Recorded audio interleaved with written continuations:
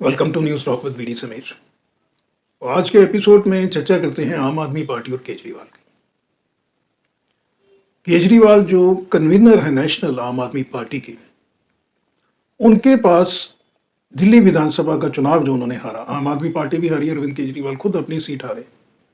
उसके बाद अब वो नेशनल कन्वीनर ज़रूर हैं आम आदमी पार्टी के, लेकिन उनके पास कोई भी जो कॉन्स्टिट्यूशनल पोस्ट होती है, माना संवैधानिक पोस्ट जो होती है, वो नहीं है। इसके पहले वो एमएलए रहे और दिल्ली के चीफ मिनिस्टर भी वो रहे लगभग 9.5 साल के आसपास। लेकिन इस वक्त जो है वो राजनीतिक जो अगर हम देखें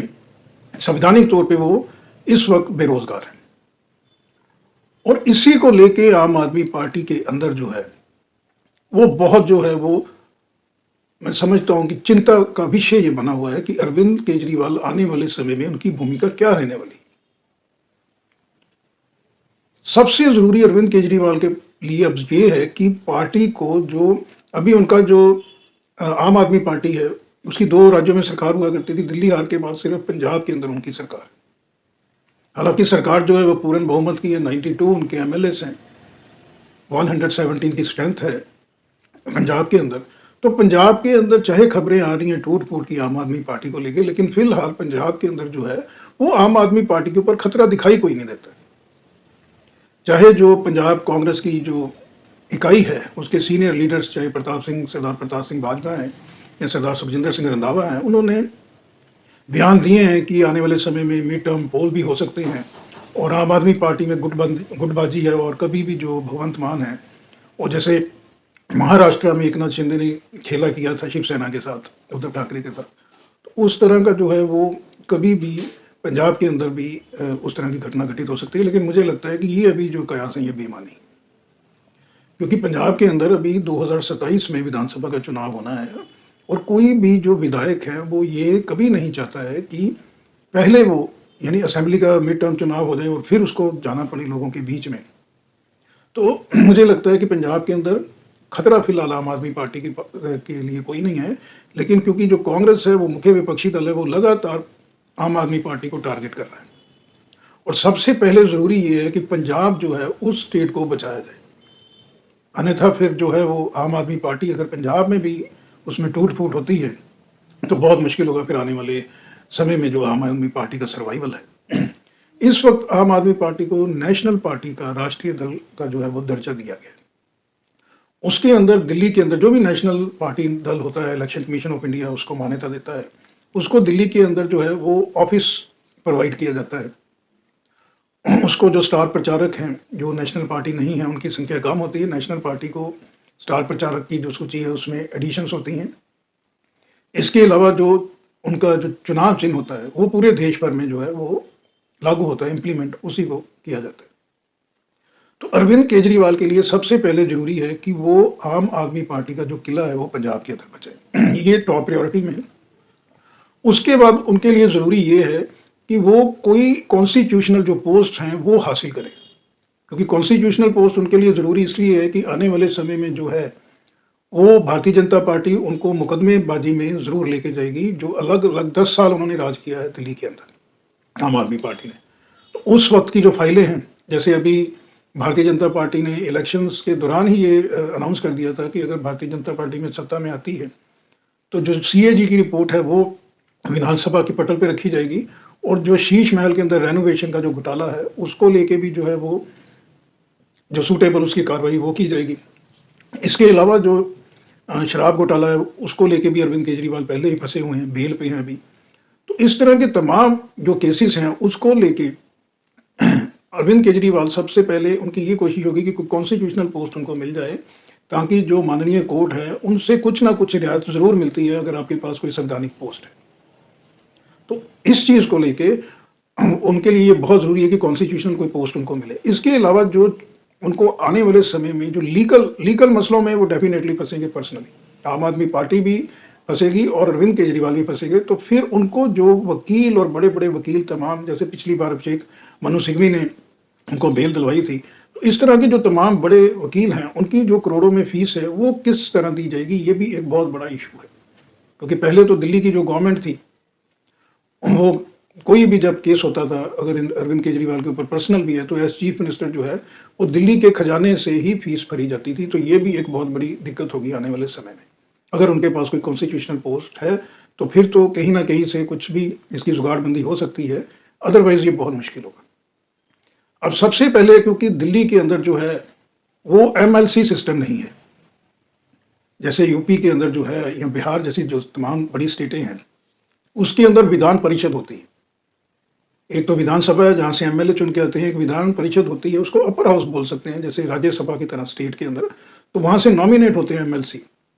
अब ना पंजाब में एमएलसी का सिस्टम है ना है दिल्ली के अंदर, तो वो रास्ता बंद है। दूसरा रास्ता अब ये बचता है कि राज्यसभा के थ्रू वो पहुंच सकते हैं, कोई उनको कॉन्स्टिट्यूशन पोस्ट मिल सकती है, राज्यसभा एमपी वो बन सकते हैं। अब उसके लिए भी ये है कि जो आम आदमी पार्टी का कोई पहले से राज्यसभा का मेंबर है उसको रिजाइन करना पड़ेगा और उसकी जगह फिर अरविंद केजरीवाल राज्यसभा में जा सकते हैं। और राज्यसभा में एक तो कॉन्स्टिट्यूशनल उनको पोस्ट मिल जाएगी, अपर हाउस के वो मेंबर बन जाएंगे, और राज्यसभा के थ्रू फिर वो जो है पैन इंडिया अपनी राजनीति कर सकते हैं। सॉरी, लेकिन मुझे लगता है कि ये इतनी जल्दबाजी नहीं वो करेंगे कि किसी का रिजाइन दूसरे मेंबर का वो समय से पहले ले लें और फिर उसकी जगह जाएं। तो इसको लेके जो भारतीय जनता पार्टी कांग्रेस उनको जरूर टारगेट करेगी, इसलिए वो अभी विचार सागर मंथन में है। मुझे लगता है कि Arvind Kejriwal is taking his own time, वो अभी विचार सागर मंथन कर रहे हैं कि उनको आगे क्या करना है। लेकिन मुझे लगता है कि जो बेस्ट पॉसिबिलिटी है कि जैसे राहुल गांधी ने भारत जोड़ो यात्रा निकाली थी, जिसका फायदा उनको बहुत हुआ था, वो आम जन के बीच में गए थे उस यात्रा के लिए दौरान, और कहीं ना कहीं जो 99 लोकसभा की टैली पहुंची है 2024 के लोकसभा चुनाव में कांग्रेस की, उसकी वजह ये माना जा रहा है कि जो राहुल गांधी ने पद यात्रा की थी भारत जोड़ो की। तो अरविंद केजरीवाल भी जो हैं वो भी इस तरह की कोई आने वाले समय में यात्रा जरूर निकाल सकते हैं, ताकि उनका जो प्रेजेंस है वो मीडिया के अंदर कायम रहे। क्योंकि आपने देखा होगा कि आम आदमी पार्टी जो है, चाहे वो एक अभी छोटा दल ही है, अगर सीट्स के हिसाब से देखा जाए लोकसभा में उनकी मात्र 3 सीटें हैं, लेकिन जिस तरह से नेशनल मीडिया उनको कवरेज देता है वो बहुत बड़ी कवरेज देता है। ऐसा नहीं लगता है कि मात्र 3 जो हैं वही लोकसभा के मेंबर हैं, उनको कवरेज बहुत ज़्यादा दी जाती है। लेकिन जिस तरह से हार हुई है दिल्ली के अंदर, अरविंद केजरीवाल अपना इलेक्शन हार गए हैं, तो उनको जो कवरेज की समस्या भी मिलेगी। तो अगर वो भारत जोड़ो यात्रा की तरह ही कोई भारत भ्रमण यात्रा निकालते हैं, उससे ये होगा, एक तो जो मीडिया में वो सुर्खियों में जैसे पहले बने रहते थे केजरीवाल आम आदमी पार्टी, वो उनको वो जो एक माइलेज है मीडिया की तरफ से वो उनको लगातार मिलेगी। इसके अलावा मुझे लगता है कि अरविंद केजरीवाल आने वाले समय में उन स्टेट्स का रुख करेंगे जहां पे सीधी फाइट है between Congress and Bharatiya Janata party, माने उन स्टेट के अंदर जहां पे कोई रीजनल दल नहीं है, उन स्टेट्स के अंदर वो जाके ये यात्रा कर सकते हैं, निकाल सकते हैं। और आने वाले समय में उनका जो कॉन्सेंट्रेशन है वो दिल्ली के अलावा साथ सटा हुआ जो राज्य है, जो होम स्टेट है केजरीवाल की, हरियाणा, उत्तराखंड, हिमाचल, पंजाब तो है ही है। इसके अलावा जहां 1 to 1 फाइट है बिटवीन भारतीय जनता पार्टी कांग्रेस, जैसे राजस्थान, मध्य प्रदेश, छत्तीसगढ़, गुजरात, गोवा, जहां पे कुछ काडर है, कुछ अच्छा खासा वोट परसेंटेज भी है, जैसे गुजरात के अंदर है, डबल डिजिट के अंदर था लास्ट विधानसभा में। तो इस तरह की स्टेट्स के अंदर जो हैं वो आम आदमी पार्टी जो है वो अभी अपनी जो है वो जड़ें जो है वो मजबूत करने की कोशिश करेगी थ्रू, अगर ये भ्रमण यात्रा जैसे मैंने आपको बताया, ये एक उनके पास बहुत बड़ा और अच्छा ऑप्शन है।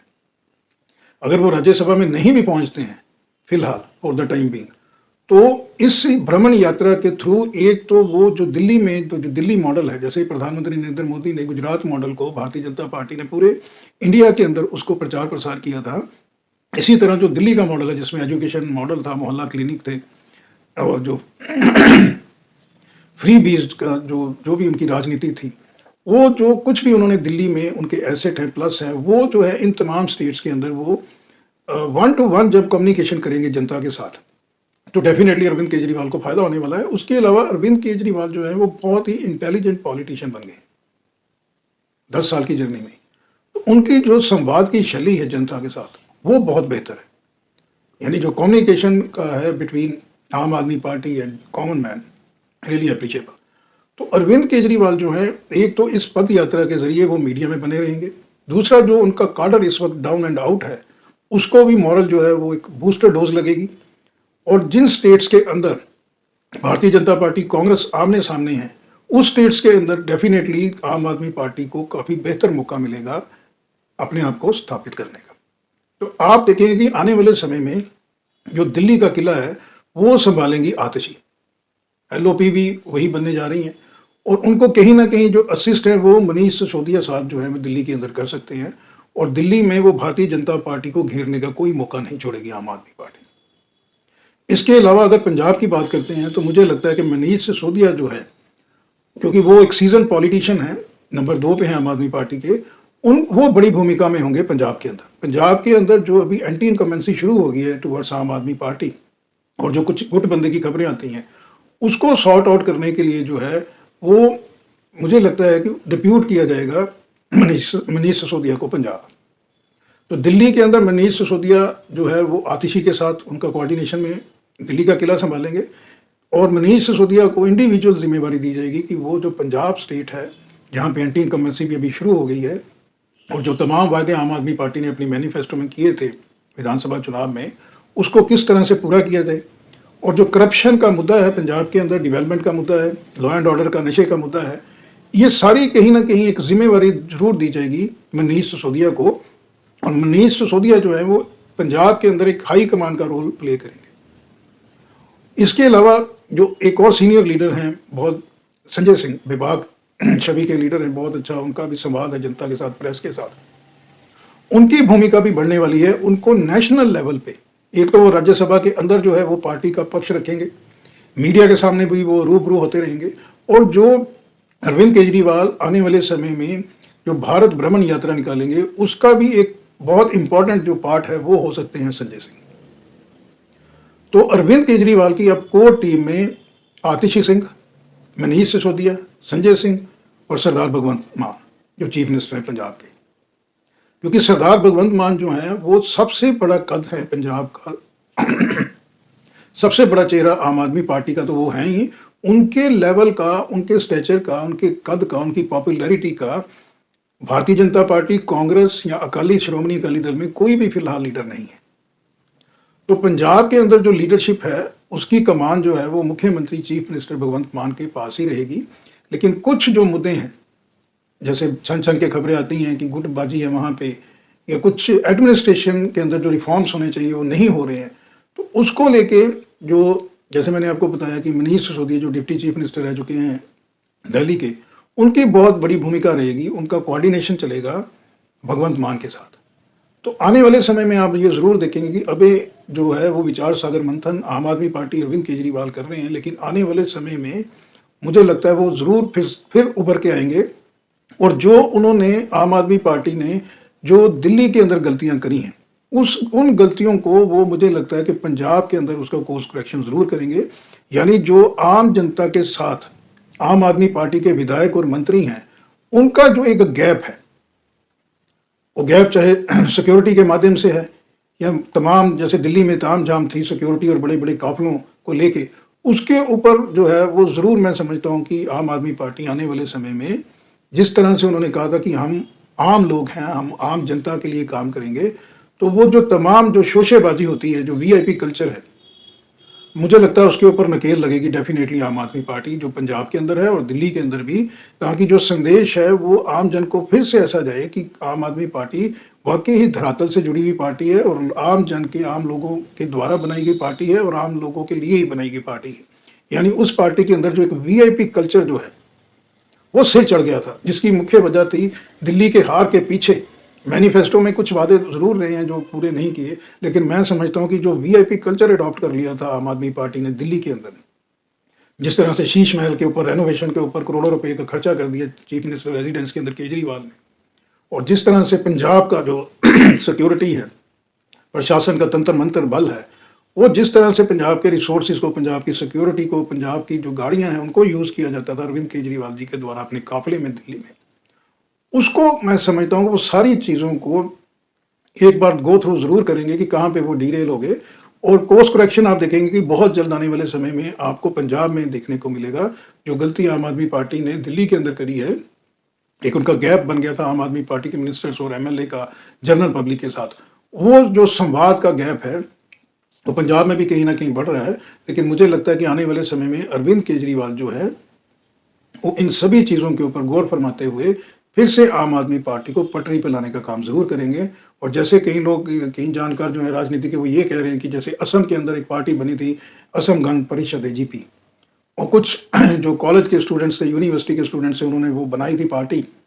और बहुत जल्द वो पार्टी फिर ख़त्म हो गई थी। तो इसी तरह ही कुछ जो लोग हैं जानकार राजनीति के, साइकोलॉजिस्ट हैं, स्पेशलिस्ट हैं, जो वो ये मान के चल रहे हैं कि अरविंद केजरीवाल आम आदमी पार्टी का जो हाल है वो भी कहीं असम गण परिषद के जैसा ना हो जाए। लेकिन मैं यहाँ ये ज़रूर कहना चाहूँगा कि जो आम आदमी पार्टी एक आंदोलन से उठी हुई पार्टी है, अगर वो फिर से अपने उसी प्रिंसिपल पे पहुँचे,